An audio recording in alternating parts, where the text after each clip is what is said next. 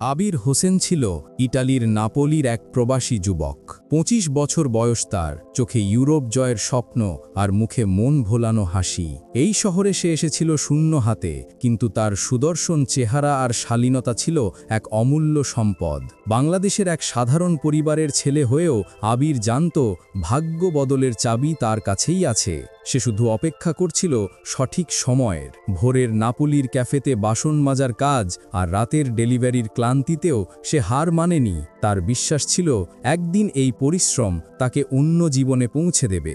আবির প্রস্তুত ছিল, শুধু জানত না তার ভাগ্য নিয়ে আসবে ৪৫ বছর বয়সী এক অভিজাত ইতালীয় নারী, যিনি শুধু অর্থ নয়, তার জীবনের সমস্ত শর্ত বদলে দেবেন এক নিঃশর্ত ভালোবাসায়। ইতালিতে আবিরের শুরুটা ছিল ভয়াবহ কষ্টের। ঢাকা থেকে আসার সময় সে যে রঙিন স্বপ্ন দেখেছিল তা কয়েক দিনেই ধূসর হয়ে গেল। বৈধ কাগজপত্র না থাকায় কোনো সম্মানজনক কাজ তার ভাগ্যে জুটত না। সকালে সে নাপোলির বন্দরে মাছের বাজারে কুলির কাজ খুঁজত, যেখানে দৈনিক মজুরি ছিল সামান্য। দুপুরে ফুটপাতে দাঁড়িয়ে থাকত কোনো কনস্ট্রাকশন সাইটে কাজ পাওয়ার আশায়। একবার কাজ পেত তো পরের দিন তা হারাত। সে বেকারত্বের এক কঠিন বৃত্তে আটকে গিয়েছিল।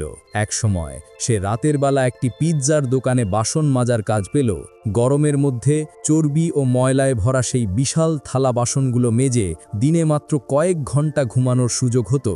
এরপর শুরু করল খাবার ডেলিভারির কাজ। পুরনো সাইকেল নিয়ে শহরের উঁচু নিচু রাস্তা ধরে ছুটে চলা।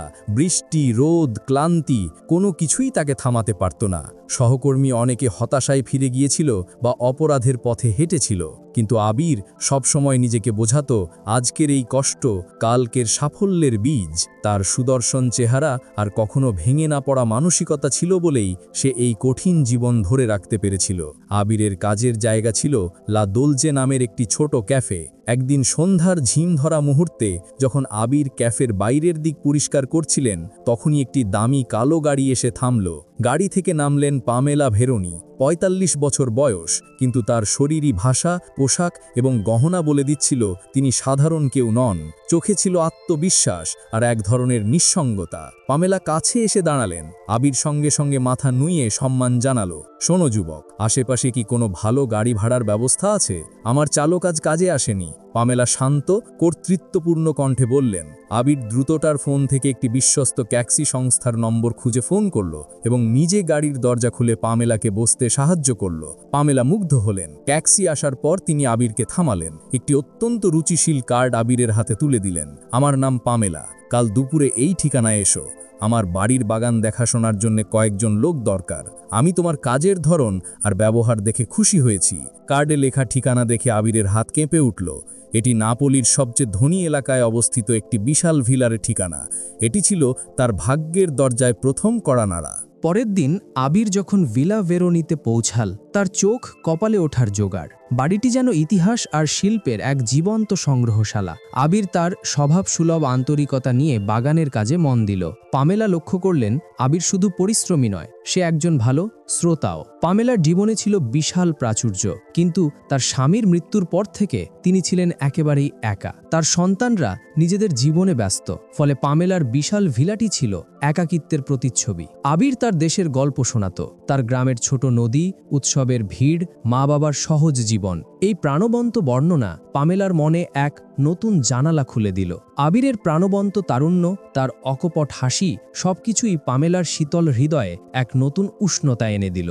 ২ মাস ধরে আবির এই ভিলায় কাজ করছে। সে এখন কেবল বাগানের লোক নয়, পামেলার ব্যক্তিগত সহকারীও বটে। পামেলা একদিন আবিরকে তার স্টাডি রুমে ডাকলেন। পামেলা সরাসরি আবিরের দিকে তাকালেন। আবির, তুমি ইউরোপে এসেছো ভালো একটি জীবনের আশায়। তোমার এখন নাগরিকত্ব নেই, বৈধ কাগজপত্র জোগাড় করাও তোমার জন্য কঠিন। তিনি ধীরে ধীরে বললেন। আবির মাথা নিচু করল।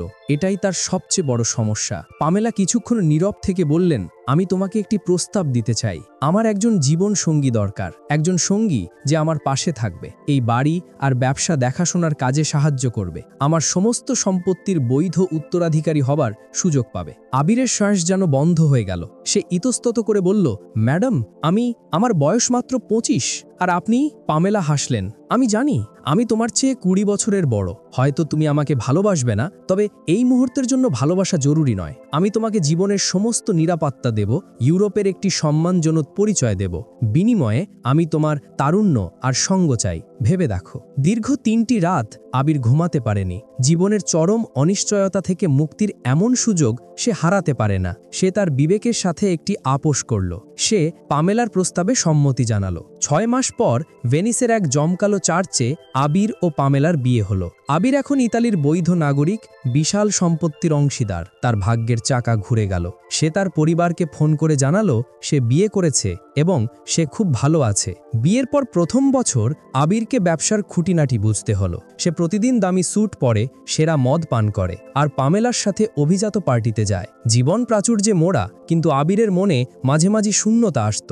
সে ভাবত, এটি কি কেবলই একটি সফল ব্যবসা চুক্তি? আবির তার পুরনো ডায়েরিতে লিখত, আমি ভাগ্যবান বন্দী, সব পেয়েছি, শুধু মনকে বোঝাতে পারিনি। একদিন রাতে যখন আবির ছাদে একা বসেছিল, পামেলা নিঃশব্দে তার পাশে এসে দাঁড়ালেন। তার হাতে আবিরের সেই ডায়েরিটি। পামেলা শান্ত অথচ গভীর কণ্ঠে বললেন, আবির, আমি জানি তুমি কি ভাবো। তুমি ভাবো আমি তোমাকে কিনেছি আর তুমি একটি সুন্দর খাঁচায় বন্দী, কিন্তু আমি তোমাকে সবটা দিতে চাই। আমার অর্থ বা আমার নাম নয়, বরং আমার সমস্তটা দিয়ে আমি তোমাকে ভালোবাসি। পামেলা আবিরের হাত ধরে নরম স্বরে বললেন, বিশ্বাস করো, আমার ভালোবাসা কোনো চুক্তি নয়। তোমার খুশি আমার কাছে এই ভিলা বা ব্যবসার চেয়েও দামি। হয়তো আমাদের বয়সের পার্থক্য অনেক, কিন্তু প্রেম কেবল দুটি মনির মিল খোঁজে। তুমি আমার জীবনে যে তারুণ্য, আনন্দ আর আলো এনেছো, তার মূল্য পৃথিবীর কোনো সম্পত্তি দিয়ে মাপা যায় না। বয়স হয়তো কেবলই একটি সংখ্যা আবির, আর সত্যিকারের ভালোবাসা সেই সংখ্যাকে গ্রাহ্য করে না। পামেলার চোখে গভীর নির্ভরতা